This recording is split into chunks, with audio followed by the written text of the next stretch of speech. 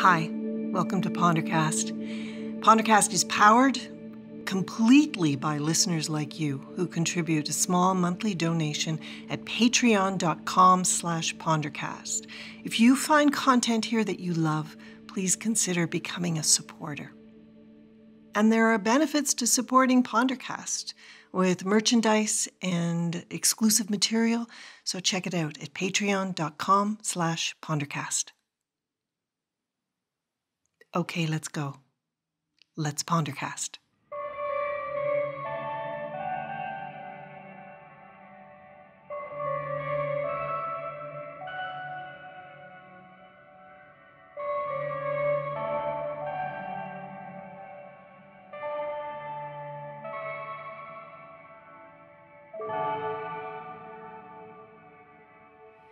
Ye shall be known as a human that lived through the information age, the misinformation age, and the era of the celebrity. Do we really all want to be celebrities? I heard you out there talking to me, but being considered one seems to be part of the definition of success, right? So if we answered that question really honestly, I wonder how many of us would, at least to ourselves, say, oh yeah, that would be nice. Better treatment in restaurants.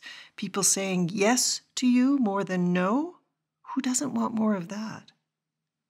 But even if the answer is hell no, I do not want to be a celebrity, I do think that we all need to be seen, to be listened to be acknowledged. And that's where social media comes in. For most of us, it's Facebook or Twitter or Instagram. That's where we put ourselves out into the world.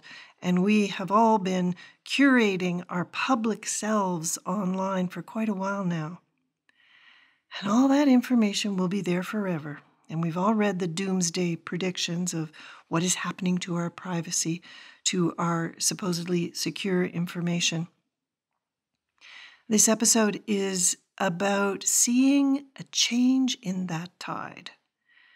We're starting to examine our urge to constantly be curating a story about our lives that we think other people will find interesting and attractive. How many friends do you have that have decided to get off Facebook or at least take sabbaticals from social media? Millennials, the ones who jumped on the bandwagon first and made social media a thing, they are turning off and turning away. I am online far more than my children are, and I'm not sure I like it. Is it time to reconsider whether having a conspicuous life is what you're after? And is it even possible to be inconspicuous anymore? What might it be like to live like that? To kind of disappear?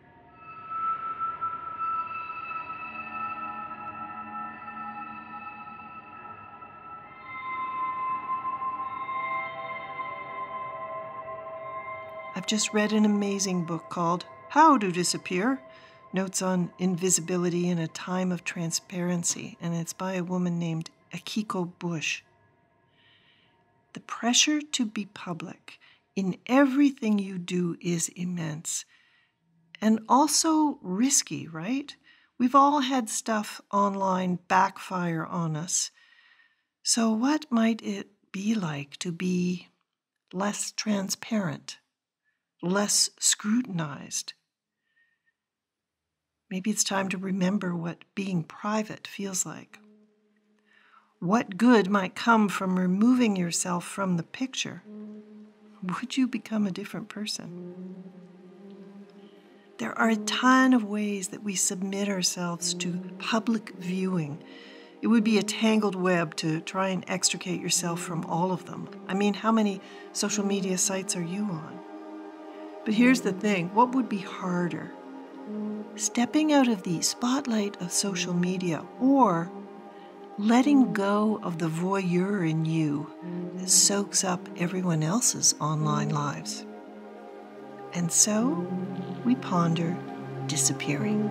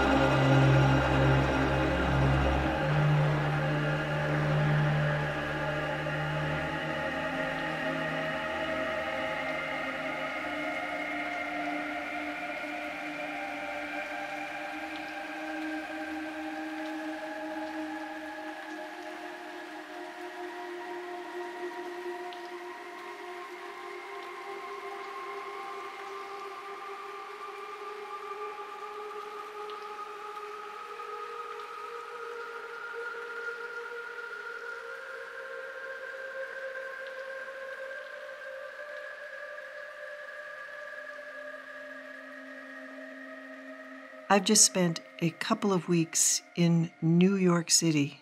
Great place to disappear. And almost every day I would sit in Washington Square Park and people watch. Thousands of people stroll by that park daily, and also a ton of tourists like me in August. So I would sit on a bench under a tree and be virtually unseen, as only a middle-aged woman can be, and I could indulge in my favorite pastime of staring at people, staring really hard, and having them not even notice. But here's what I noticed. All these tourists with selfie sticks, groups of friends, family groups, they would arrive in the park hot and tired and looking pretty grumpy. And they would gather together for a massive selfie, and suddenly the whole group would come alive for the photo. They were acting like they were at a rave, yelling, posing. It was truly odd and quite telling, because the pictures they were sharing online, which they would do immediately right there as soon as they'd taken them, were very different from what was really happening. Their reactions were so over the top, so far away from smile for the camera, that it made me wonder, sitting invisibly in the shade, what does sending that fictional scene out in the world do to our sense of who we really are, to our own personal identity? Does every faked party animal picture dilute us in some way? Is something lost? Facebook has admitted that 60 million accounts are invented identities, but maybe every account is, to varying degrees. Do you remember hearing how Indigenous people at the advent of photography would not have their photos taken because they believed their souls would be stolen through the camera? The difference is today, in the selfie world, we're stealing from ourselves.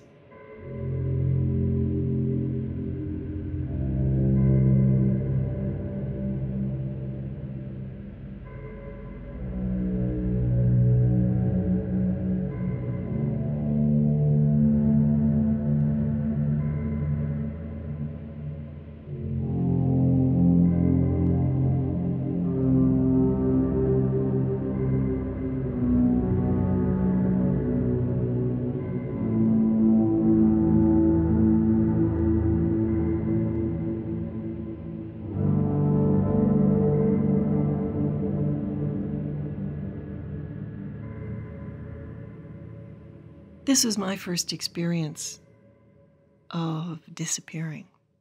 I went to a very grand party in a very grand house of a rather eccentric gentleman, and I went to the main floor powder room, and I was washing my hands, and the mirror above the sink was an antique mirror where the glass had completely clouded over.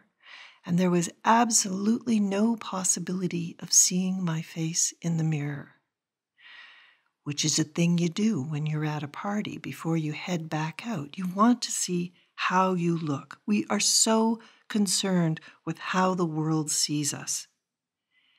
It was incredibly unnerving to have to walk back out into public without having scrutinized myself and to make myself presentable for how other people will see me. It made me realize how much brain space that takes up for me. But the uncomfortable feeling it left in me made me think I gotta keep going. I see a mirror and I turn away. It feels like freedom. In this book, How to Disappear, Akiko makes the case for leading an inconspicuous life. It means a lot more than simply not having to worry what your hair looks like. because we all hide at different times. When we're unsure of ourselves, when we don't want to be called on for an opinion we haven't figured out yet, when we don't know how we feel, or don't know what to do, or don't feel in control of our reactions, we find ways of dodging exposure.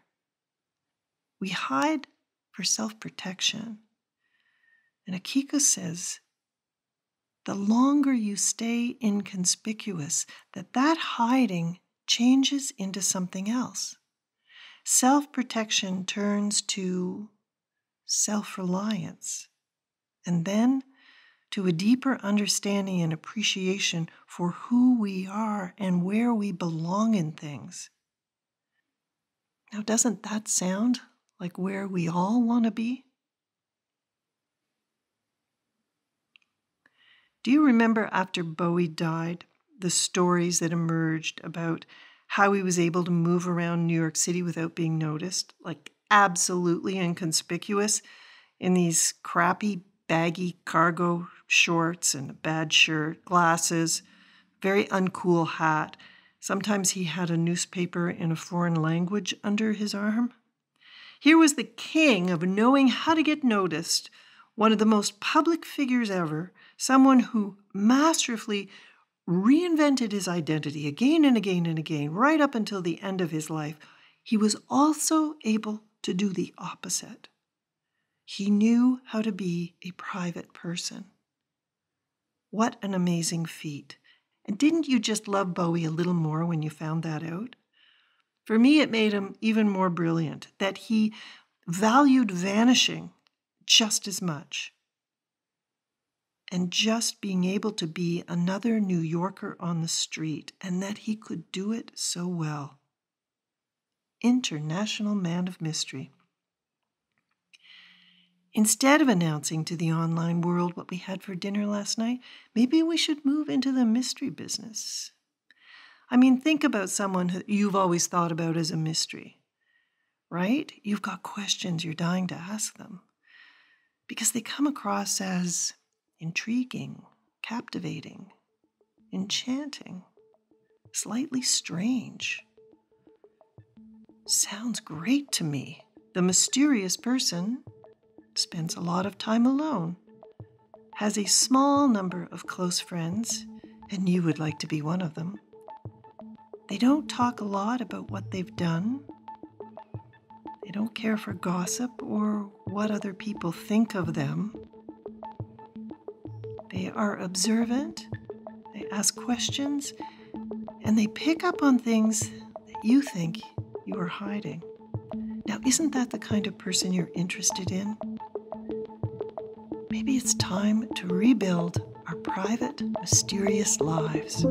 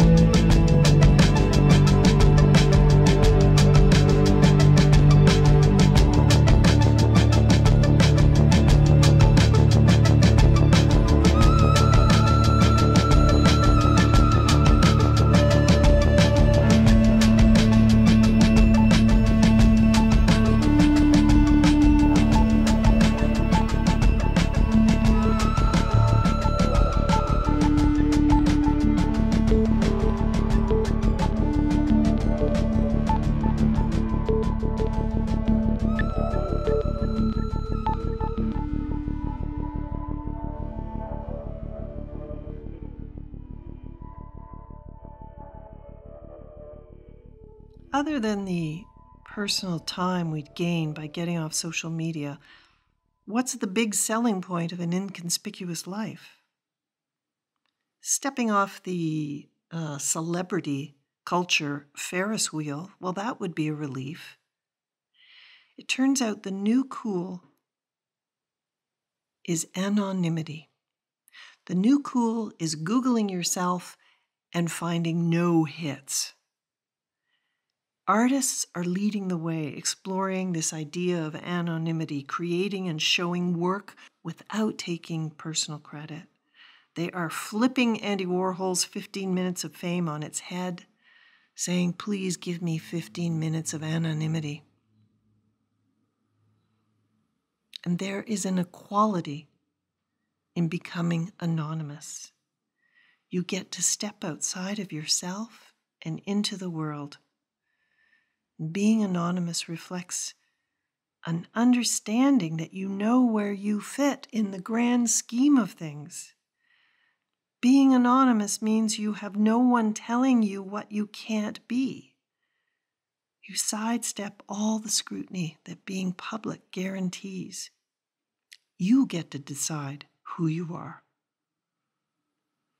It's kind of like you have to lose yourself in the crowd in order to find yourself. Oh, life, you are so bewildering. But this is a huge turnaround from the world of identity politics that we're in right now. I mean, all kinds of people are struggling to be publicly recognized and identified as precisely and accurately as possible. That's something we all want, to be recognized for who we are. Not the fake party photos on Facebook, but we need at least a couple people in our lives to know our real selves. Akiko suggests that we need to decide who we are and then forget about those identity politics as we move through the world. And that seems like a radical idea right now. But she says she thinks it's the next phase of identity politics. The thing is, this desire and the ability to disappear is only available to some of us. A social media detox, this digital disappearance is a luxury. Stepping out of the spotlight is only possible if the spotlight could ever find you in the first place. And there are plenty of people who are never given access to that spotlight. I mean, look around you in your city to the people who are hidden.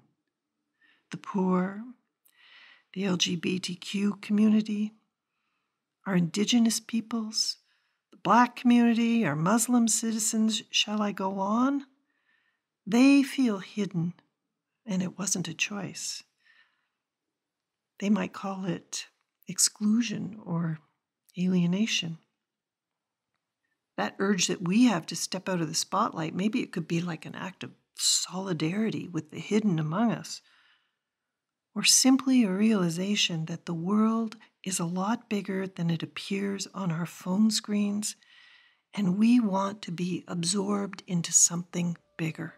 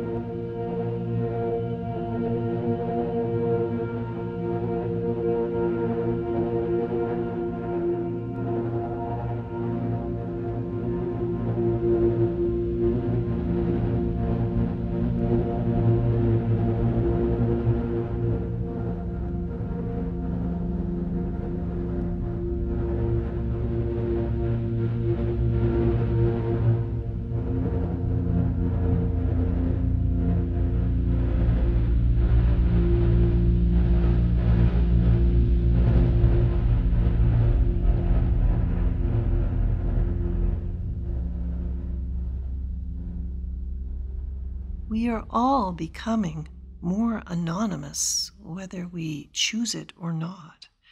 Every single day as the population explodes, we're about at 7.7 billion people right now.